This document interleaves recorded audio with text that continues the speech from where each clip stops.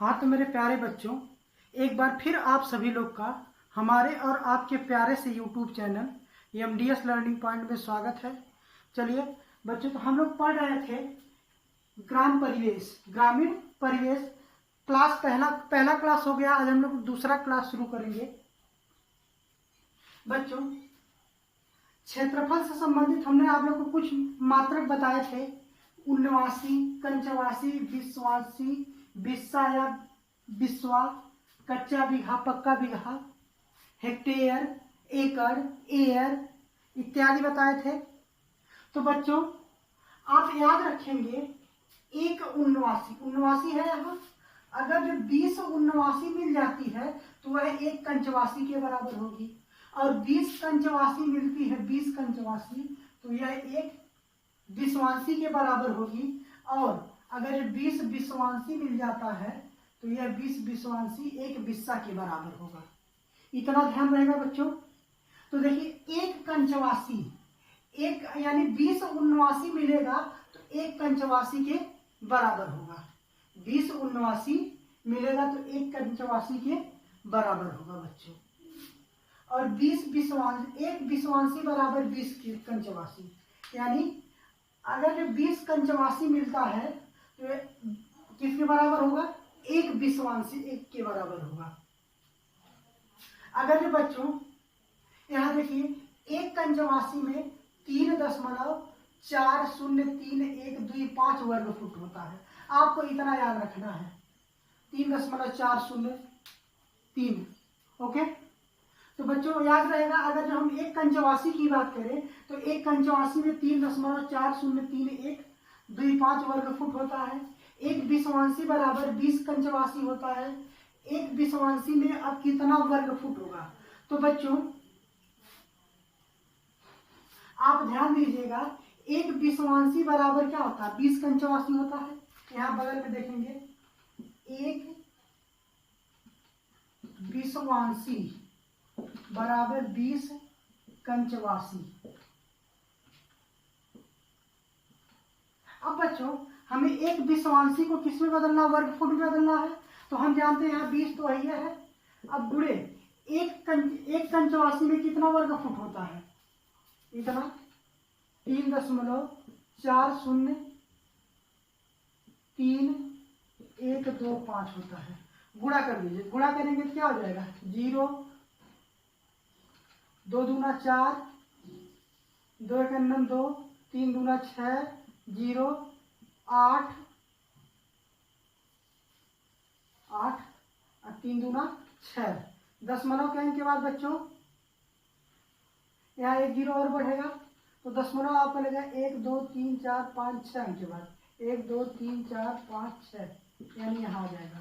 तो आप इतने को छोड़ दीजिए, केवल इतना लिखेंगे, यानी एक विश्वांसी में 68.062 वर्ग फुट होता है। समझ आया होगा बच्चों। चलिए अब हम बात करते हैं एक बिस्वा या एक बिस्सा।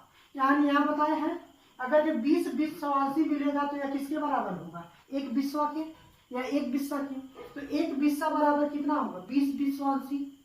अब बच्चों अगर जो हम बात करें कि एक बिस्सा में कितना वर्ग फुट होगा, हम तो ये जान लीजिए कि एक विश्वांसी या एक बिस्वा या एक विश्वांसी बराबर कितना हो गया? 20 विश्वांसी। अब हम बात करें कि एक बिस्सा में कितना वर्ग फुट होता है। बच्चों ध्यान देंगे, आप लोग जानते हैं एक बिस्वा या एक बिस्सा बराबर क्या होता है? 20 विश्वांसी होता है। अब इसको हमें वर्ग फुट में बदलना है तो 20 को रहने दीजिए। अब गुणे, आप जानते हैं एक विश्वांसी में कितना वर्ग फुट होता है? 68.062 होता है। अब गुणा कर दीजिए, इसका गुणा करिए तो 2 दूना 4, 6 दूना 12 के 2 हाथ में आया 1 हो जाएगा। 8 दूना 16, 6 हाथ में 1, 6 दूना 12, 1 13। 10 एक 0 यहाँ और बढ़ेगा, दशमलव के अंक के बाद 3 अंक, 1 2 3 यहाँ। तो बच्चों ये दशमलव वाला अंक इसके बाद वाला हम छोड़ देते हैं, केवल इतना हम ले लेते हैं। तो कितना हो जाएगा? 13 1361 वर्ग फुट। आप सीधे लिखेंगे 1361 वर्ग फुट। चलिए बच्चों,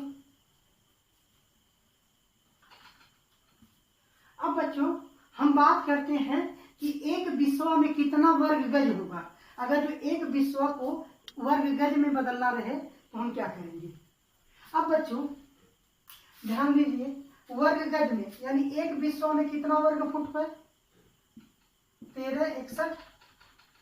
अब अगर जो हम बात करें कि एक वर्ग गज में कितना वर्ग फुट होता है, एक गज में 3 फुट, एक वर्ग गज में कितना 9 फुट, तो 9 से भाग दे दें, बराबर निकल आएगा हमारा कितना वर्ग फुट होगा। भाग दीजिए, 9 × 9 9, यहाँ बचा कितना 4, कितना हो गया 46, 9 चौक 36, 9 चौक 36, 9 बचे ज्यादा हो जाएगा, 9 चौक 36, 4 बार गया,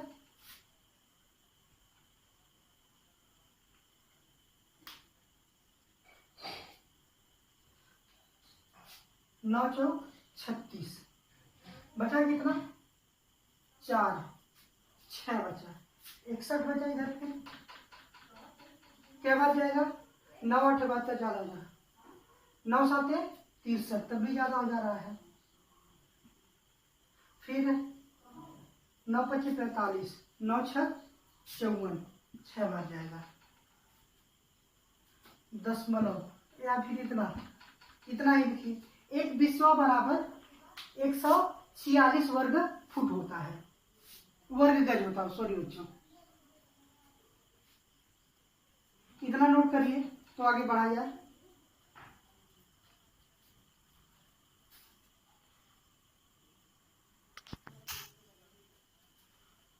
तो नोट हो गया होगा बच्चों।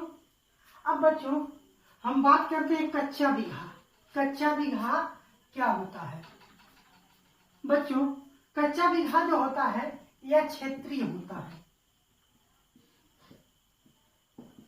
अलग अलग क्षेत्रों में इसका मान अलग अलग होता है। जैसे हम यूपी की बात कर रहे हैं तो यूपी में एक कच्चा बीघा में जो होता है 108 वर्ग गज होता है। एक कच्चा बीघा में क्या होता है, एक कच्चा बीघा में 108 वर्ग गज होता है बच्चों। अब एक कच्चा बीघा में कितना बिस्सा होता है, एक कच्चा बीघा में कितना बिस्सा होता है, तो ये हम बात करें तो प्यारे बच्चों आप जानते हैं कि एक बीघा में कितना वर्ग गज होता है, 108 वर्ग गज। अब बच्चों जब इसको एक बीघा में हमको पता है, अब इसको बिस्वा में बदलना है तो क्या पता होना चाहिए, पता होना चाहिए एक बिस्सा में कितना वर्ग गज होता है। अगर जो एक बिस्सा में हमें पता होना, आप जानिए एक बिस्सा में 151 वर्ग गज होता है। कितना होता है, 151 वर्ग गज होता है। तो इसमें भाग दे दें 151 से, अब भाग देंगे तो आएगा कितना 6.67 बिस्सा आएगा। यानी एक कच्चा बीघा में 6.67 बिस्सा होता है। आगे बच्चों अगर जो हम बात करें एक कच्चा बीघा का, तो एक कच्चा बीघा में 843 वर्ग मीटर होता है। एक कच्चे बीघे में 1008 वर्ग गज होता है, जबकि एक कच्चा बीघा में 843 वर्ग मीटर होता है। और एक कच्चा बीघा में 0.20851 एकड़ होता है, और एक कच्चा बीघा में 0.0843 हेक्टेयर होता है। बच्चों नोट करिए।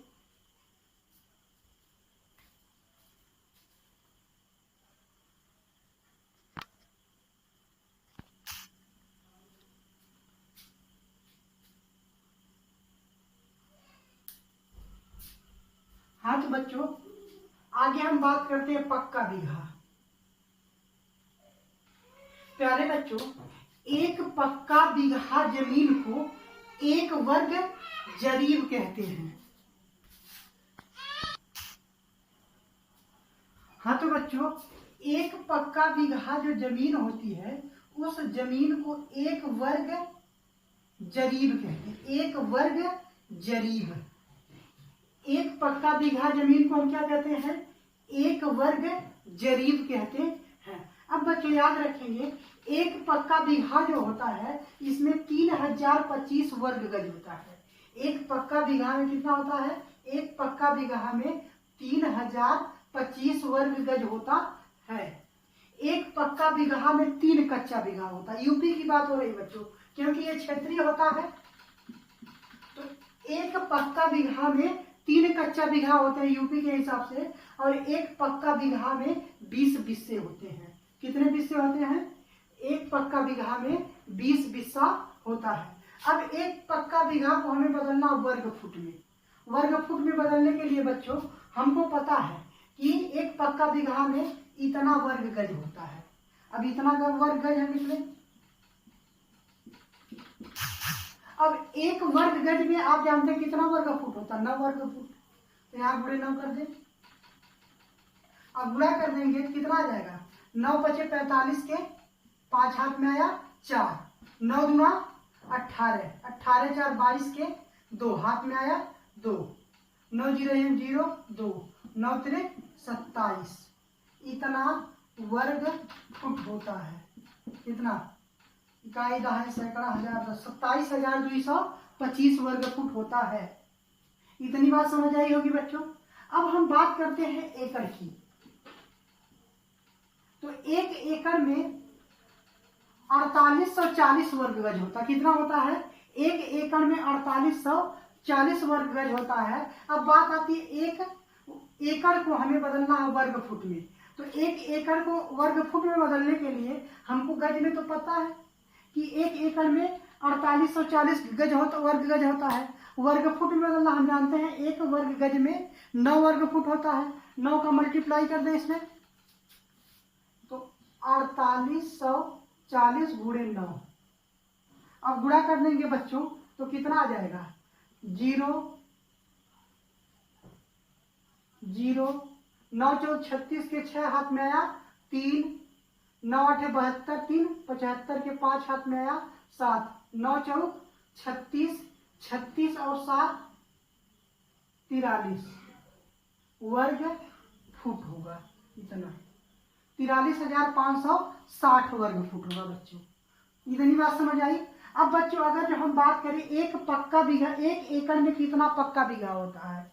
एक एकड़ में कितना पक्का बीघा होता है? तो बच्चों हमें एक एकड़ को पक्के बीघा में बदलना है तो हमें पता होना चाहिए कि एक एकड़ में कितना वर्ग गज होता है और एक पक्का बीघा में कितना वर्ग गज होता है। दोनों का भाग दे दे तो हमको पता चल जाएगा एक एकड़ में कितना पक्का बीघा होगा। तो बच्चों एक एकड़ में हम जानते हैं 4840 वर्ग गज होता है, हमने लिख लिया। अब हम जानते हैं एक पक्का बीघा में 3025 वर्ग गज होता है। दोनों को डिवाइड कर देंगे तो 1.6 आ जाएगा। यानी एक एकड़ में 1.6 पक्का बीघा होता है। यानी एक एकड़ में 1.5 बीघे से ज्यादा होता है। हम यूपी की बात कर रहे हैं बच्चों। एक एकड़ में 1.5 बीघा से ज्यादा होता है, 1.5 पक्का बीघा। कच्चा बीघा की बात करेंगे तो ज्यादा हो जाएगा बच्चों। अब देखिए, अब हम बात करें एक एकड़ में कितना वर्ग मीटर होता है। एक एकड़ में कितना वर्ग मीटर होता है? तो बच्चों एक एकड़ में 40,047 वर्ग मीटर होता है। 4047 वर्ग मीटर होता है। इतनी बात समझ आई। अब बात करेंगे एक एकड़ में कितना कच्चा बीघा होता है। बच्चों हम जानते हैं कि एक एकड़ में 1.6 पक्का बीघा होता है, 1.6। और बात करें तो एक पक्का बीघा में कितना कच्चा बीघा होता है? 3 होता है। तो मल्टीप्लाई कर दीजिए तो 8.4 कच्चा बीघा होगा। यानी लगभग 5 के बराबर। यानी 4.5 से अधिक होगा और 5 से थोड़ा सा कम होगा। 4.5 से ज्यादा और 5 से कम होगा। यानी एक एकड़ में 4.8 कच्चे बीघे होंगे। तो नोट करिए बच्चों।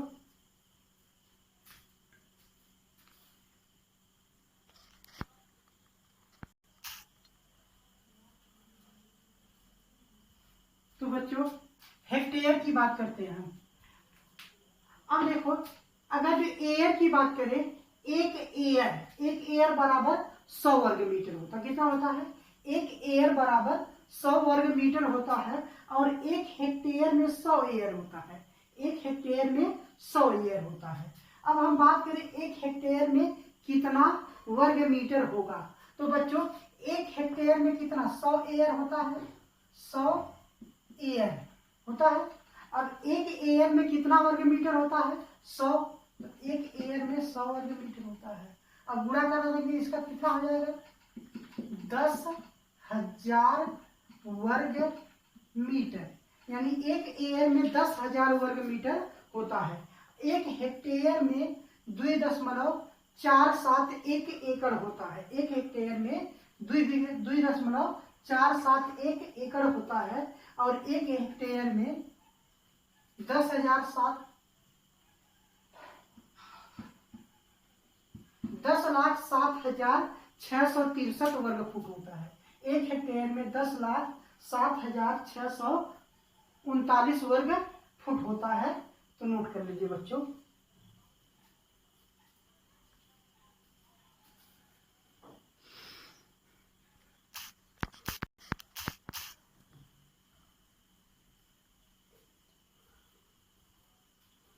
हाँ तो प्यारे बच्चों, हम लोग अब तक पढ़ रहे थे भूमि पैमाइश। अब दूसरा टॉपिक है कृषि, एग्रीकल्चर। तो प्यारे बच्चों, हम लोग बात करते हैं कृषि की। कृषि से संबंधित कुछ महत्वपूर्ण पॉइंटों का बात करते हैं। बच्चों, भारत में प्रथम कृषि विश्वविद्यालय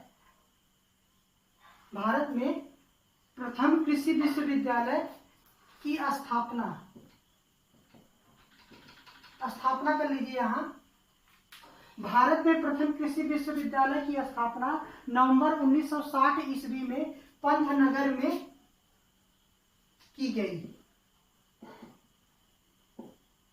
भारत में प्रथम कृषि विश्वविद्यालय की स्थापना नवंबर 1960 ईस्वी में पंतनगर में किया गया। ध्यान रहेगा, पहला विश्वविद्यालय कृषि से संबंधित भारत में पहले विश्वविद्यालय की जो स्थापना हुई वह नवंबर 1960 ईस्वी में पंतनगर में किया गया।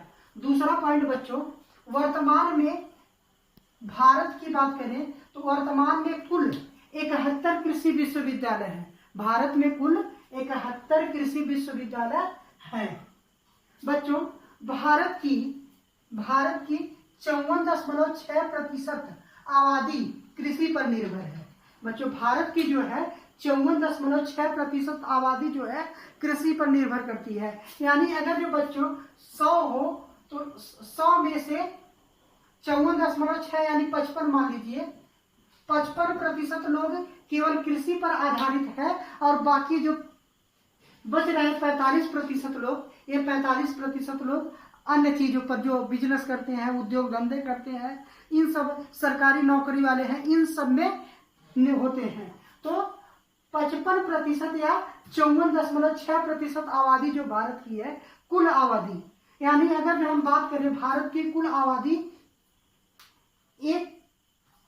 130 करोड़ है। 130 करोड़ की बात करें अगर हम इसका निकालें 54.6%, तो जितनी भी जनसंख्या आएगी उतनी जनसंख्या क्या करती है, लगभग आधे से अधिक, 50% आधा होता है, यानी आधा से थोड़ा सा अधिक जनसंख्या जो होती है वह किस पर निर्भर है, कृषि पर निर्भर है।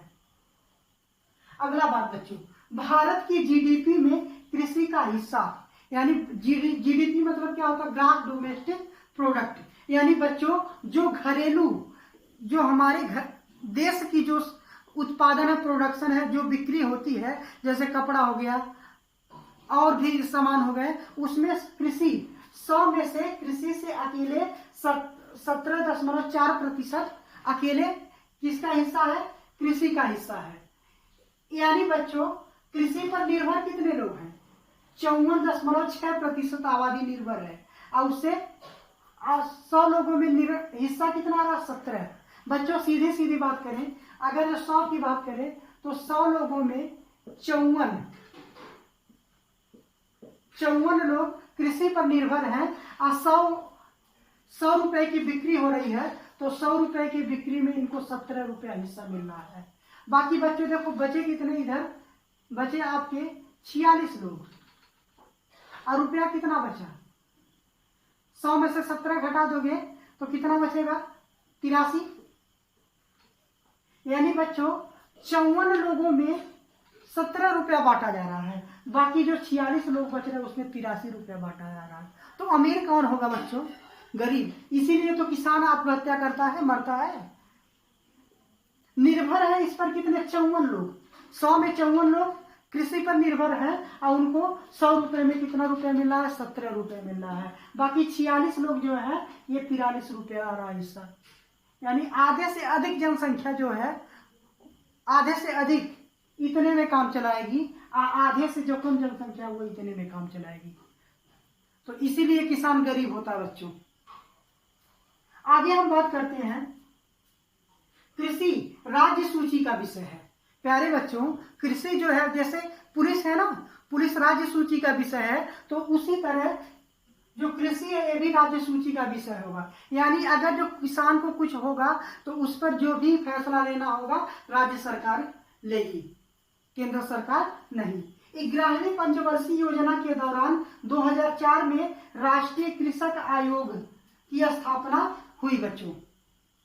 11वीं पंचवर्षीय योजना के दौरान प्रश्न पूछ लिया जाता है कि कृषक आयोग की स्थापना किस पंचवर्षीय योजना के द्वारा की गई थी? तो 11वीं पंचवर्षीय योजना के दौरान राष्ट्रीय कृषक आयोग की स्थापना की गई थी। किस सन में की गई थी? तो 2004 में राष्ट्रीय कृषक आयोग की स्थापना की गई थी। बच्चों, राष्ट्रीय कृषक आयोग ने जब 2004 में बनकर तैयार हुआ कमेटी, तो राष्ट्रीय कृषक आयोग ने सिफारिश किया कि जो यह कृषि है राज्य सूची का विषय न होकर के इसे समवर्ती सूची का विषय बना दिया जाए, ताकि इससे जो किसान लोग हैं, किसान लोगों को केंद्र सरकार और राज्य सरकार दोनों से फायदे हों, ताकि जो किसान आत्महत्या कर रहे हैं वो आत्महत्या ना करें। लेकिन बच्चों, इस आयोग की बात को न सुनते हुए जो कृषि है इसको राज्य सूची का विषय ही रहने दिया गया।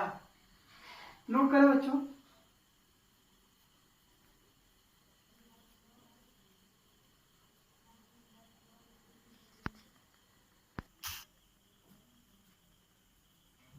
तो प्यारे बच्चों, आज के लिए बस इतना ही।